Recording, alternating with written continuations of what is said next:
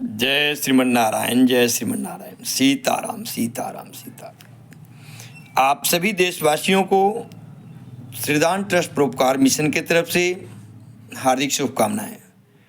आपका दिन मंगलमय हो। साथियों, आज का विषय है भारतीय नागरिक एवं सरकार के द्वारा दिए गए राशन।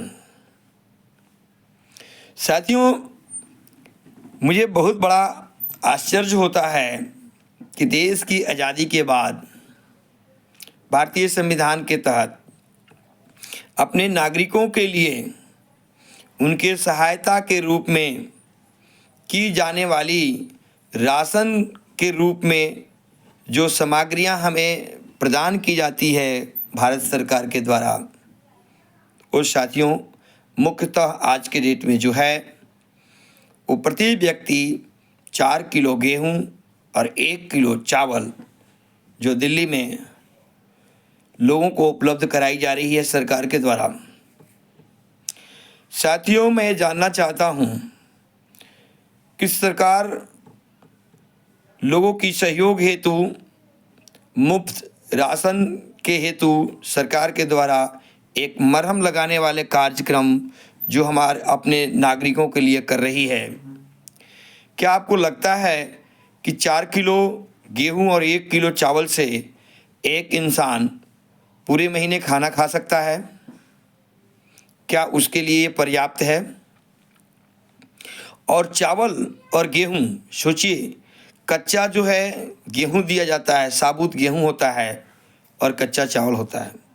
साथियों, कोई भी इंसान न डायरेक्ट कच्चा चावल खा सकता है, न ही कच्चा गेहूं चबा करके खा सकता है। सोचिए साथियों, सरकार की कैसी विडंबना है अपने नागरिक के प्रति। उनको ये थोड़ा सा भी समझ नहीं आ रहा है कि इस राशन को पकाने के लिए भी ईंधन की जरूरत पड़ती है। इसके साथ जो तेल सामग्रियां हैं, ये बहुत सारी चीज़ें होती हैं जो सब मिला जुला करके उसको तैयार करके एक भोजन के रूप में एक इंसान के सामने प्रस्तुत की जाती है। साथियों, सरकार के दिए गए इस मरहम को मैं क्या बताऊं आप सबके बीच, जो है खुद सरकार को ये समझ नहीं आ पा रही है कि आज़ादी से लेकर टिल डेट तक इसी एक ही रथ के ऊपर में कंटिन्यू चल रही हैं, जो कि सामान्यतः आज के डेट में एक व्यक्ति को यदि पूरे महीने खाना खाना हो तो उसके लिए प्रत्येक व्यक्ति मिनिमम 3,000 रुपये की ज़रूरत पड़ेगी, जिसमें कि उसका सब्जियां भी होगी, गैस भी होगा, तेल भी होगा, दाल भी होगा, चावल होंगे, आटे होंगे इत्यादि। साथियों, मनुष्य को जीने के लिए इतनी बेसिक चीज़ की ज़रूरत तो पड़ती है। दिल्ली में तो खरीद करके पानी भी पीना पड़ता है। अब जरा सोचिए कि सरकार ने मात्र 4 किलो गेहूं और 1 किलो चावल दे करके अपना पलड़ा झाड़ लेती है, और करोड़ों को हमने अन्न दिया, करोड़ों को हमने ये सारी चीज़ें किया, अपनी वाहवाही लूटती है।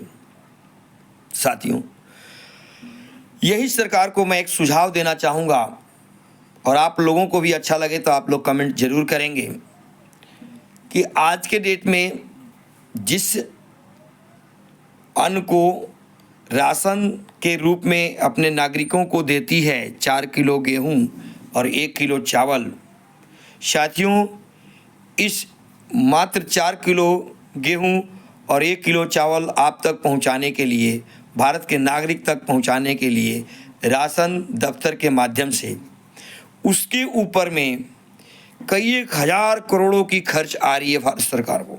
जरा सोचिए कि आपके तक 4 किलो गेहूं और 1 किलो चावल मात्र पहुंचाने के लिए राशन दफ्तर के माध्यम से, सरकार की गतिविधियों के माध्यम से सरकार के ऊपर हजारों करोड़ों रुपए की खर्च आ रही है।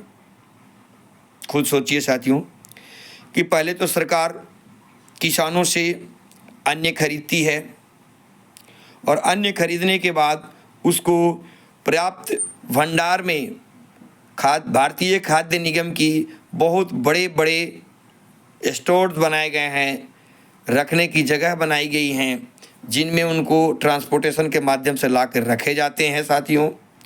उसके बाद वहाँ से फिर वितरण के कार्यक्रम होते हैं, जिसके अंदर आप देख सकते हैं हर साल बाढ़ के प्रभावित होने के कारण, वर्षा होने के कारण कई एक लाख हेक्टेयर गेहूं सड़ जाते हैं, चावल सड़ जाते हैं, जो हमें आप तक वो पहुंच नहीं पाता है, जो सरकार के लिए एक बहुत बड़ा डैमेज चीज़ें खड़ी होती है साथियों। उसके बाद बहुत इसको संवारने के लिए, संजोने के लिए, रखने के लिए मेन पावर और ट्रांसपोर्टेशन की खर्च होती है, जिसमें कि हजारों करोड़ रुपए हर महीने इसके ऊपर में मेन पावर पर लेकर के ट्रांसपोर्टेशन से लेकर के रख रखाव की जगह से लेकर के कई एक हजारों करोड़ की हर महीने का मार पड़ती है भारतीय सरकार को, भारत गवर्नमेंट को। ज़रा सोचिए कि जितने हजार करोड़ रुपए, लाखों करोड़ रुपए इसके ऊपर में आवंटित गवर्नमेंट करती है केवल एक राशन विभाग को देखने के लिए।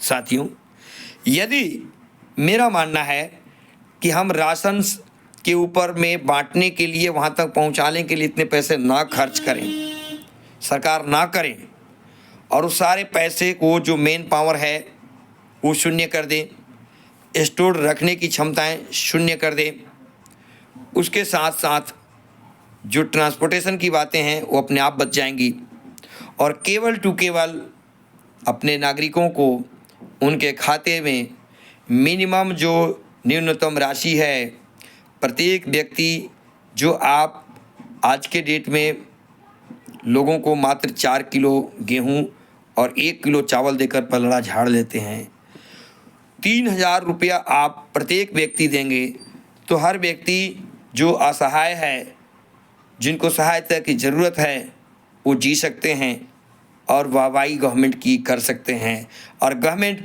बहुत ही ईजी रूप से इस कार्य को करने में सक्षम हो जाएगी साथियों, बशर्ते वो मेन पावर की लोड को कम करे, स्टोर करने की क्षमताएं जहां पर है वो शून्य हो जाएगी। केवल अपने नागरिकों को राशन मुहैया कराने के नाम पर डायरेक्ट, जैसे किसानों को फंड मुहैया कराई जाती है, उनके अकाउंट में किसी भी प्रकार का कोई भी अलग से फर्टिलाइज़र खरीद करके सरकार उनके तक नहीं पहुंचाती है अपने किसानों को। साथियों, आखिर किसानों के लिए क्यों ऐसा कर रही है? किसानों को इसलिए कर रही है कि उसको सपोर्ट मिले, फाइनेंशियल सपोर्ट डायरेक्ट उसके अकाउंट में देती है, इसमें कोई भी बीच बिचौलिया नहीं होता है जो उस फाइनेंस को डैमेज कर सके। साथियों, ठीक उसी प्रकार जब राशन जो है गवर्नमेंट के पास मंडियों से होकर पहुंचता है, वहाँ बिचौलिए खाते हैं, वहाँ के बाद टेंडर संबंधी चीज़ों में खाया जाता है, स्टोर करने की जगह पर नुकसान होती है, मेन पावर उसके ऊपर में खर्च किए जाते हैं, उसके बाद राशन दफ्तर के माध्यम से वहाँ कालाबाजारी होती है, वहाँ खाए जाते हैं, लास्ट में उस व्यक्ति तक पहुँचता है, भारत के नागरिक तक। अब आप सोचिए कि इनके ऊपर में इतनी बड़ी मार करने की सरकार को क्या ज़रूरत है? केवल एक वित्त मंत्रालय वहाँ से डायरेक्ट अपने नागरिकों के खाते में आज की डेट में साथियों सभी जगह खाता खुल चुका है। जितने भी भारत के नागरिक हैं ऑलमोस्ट सभी के खाता खुल चुका है। जिनके खाते नहीं होंगे उनके भी सरकार खाते खोले, और खाते खोल करके डायरेक्ट राशन का जो पार्ट है वो पैसे के रूप में मिनिमम कम से कम 3,000 रुपया प्रत्येक व्यक्ति अकाउंट के अंदर में डिपॉजिट करने की क्षमता हो जाएगी, और उससे कई गुना ज़्यादा सरकार बचा सकती है।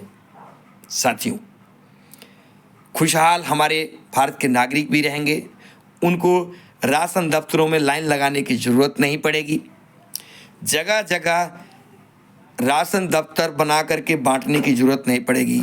जिनके भी पास डायरेक्ट पैसे आएंगे सीधे मार्केट में जा कर के खरीद सकते हैं। गवर्नमेंट केवल एक काम करे, जितने भी जो अन्य माफिया हैं जो कि अन्न के भंडार को संग्रह करके उसको रोक लेते हैं और उसको मार्केट में उस तरीके से काम करते हैं और उसके भाव को बढ़ा देते हैं, उसके ऊपर में रोक लगाने का गवर्नमेंट केवल कार्य करें।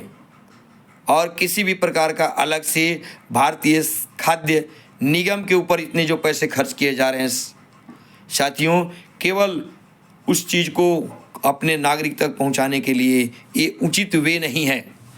आप ज़रा ध्यान से इस बात को समझिएगा कि एक तरफ हर महीने का हजारों करोड़ रुपए, लाखों करोड़ रुपए पूरे भारतवर्ष में पानी के जैसे बहवाए जा रहे हैं।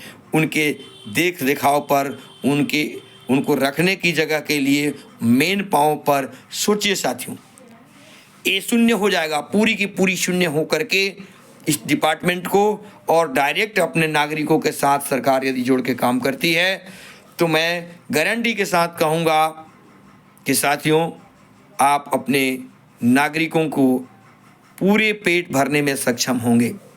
पूरे महीने के राशन के साथ उनके दिन चर्चाओं में एक बहुत बड़ी सपोर्ट लग सकती है साथियों। जो गवर्नमेंट कर रही है अच्छी बात है, सराहनीय है। हर सरकार को अपने नागरिक के प्रति इस तरीके की सहानुभूति होनी चाहिए, बट इसमें बारीकताओं की आप ज़रूरत है। अदरवाइज बीच बिचौलिए ही इस तरीके से खा जाते हैं जो लास्ट में गवर्नमेंट के पास कुछ इस तरीके की चीज़ें बचती नहीं है जो कि इससे ज़्यादा वो दे पाए। मेरी एक सुझाव है, आप सभी इस विषय पर कमेंट्स करें, क्योंकि सरकार अपनी नीतियों के अंदर बदलाव यदि नहीं करती है तो इसी तरीके से आए दिन अरसों बीत गए हैं और अरसों बीत जाएंगे, लेकिन वहीं 4 किलो गेहूँ और 1 किलो चावल केवल दे करके सरकार अपनी पलड़ा छुड़ा पाएगी। इससे ज़्यादा वो कुछ नहीं कर सकती। साथियों, केवल टू केवल एक नीतियों को चेंज करने से एक बहुत बड़ी क्रांति आ सकती है। प्रैक्टिकली जितने भी बुद्धिजीवी वर्ग के लोग हैं इस विषयों पर विचार करके अपने अपने कमेंट्स दें, जिससे कि सरकार इतनी बड़ी बोझ, इतनी बड़ी जो मार पड़ती है गवर्नमेंट को फाइनेंशियली इन सारी चीज़ों को रख रखाव करने के लिए, ट्रांसपोर्टेशन के माध्यम से, मेन पावर के माध्यम से, रखने की जगह के माध्यम से, उससे बच सकती है साथियों। और वो चीज़ डायरेक्ट जो है किसान से हम खरीद करके लाभान्वित हो सकते हैं। डायरेक्ट किसान से जब हम खरीदेंगे तो किसान को भी बेनिफिट्स होगी, उसको बीच बिचौलियों की सामना नहीं करनी पड़ेगी। साथियों, मैं सभी से आग्रह करूंगा कि आप लोग अपना अपना विचार दें, जिस विचार से इसको एक क्रांति के रूप में ला करके गवर्नमेंट के सामने प्रस्तुत किया जाए, जिससे गवर्नमेंट इस विषयों पर विचार करके लाखों हजारों करोड़ रुपए बचा करके डायरेक्ट सीधी जनता के खाते में उसको दे जा सके, जिससे कि जनता अपने जीव का उपार्जन के साथ में जीने के लिए एक बहुत बड़ा रिलीफ महसूस करे। साथियों, भारतीय किसान के लिए भी हमारे माननीय प्रधानमंत्री मोदी जी ने बहुत ही एक सराहनीय कार्य कर रहे हैं, जिसमें बीच बिचौलियों को कम्प्लीटली हटा दिए हैं। आज पूरे भारतीय किसान खुशहाल हैं और उनकी वाहवाही हो रही है। मैं आग्रह गवर्नमेंट से करूंगा कि गवर्नमेंट में जहां तक ये आवाज़ पहुंच पा रही हो, चाहे कोई भी अधिकारी इसको देख रहा हो, गवर्नमेंट के जितने भी बड़े बड़े पद हैं, जितने भी लीडर्स हैं जिस चीज़ को लीड कर रहे हैं, थोड़ा इस विषय पर ध्यान देने की ज़रूरत है।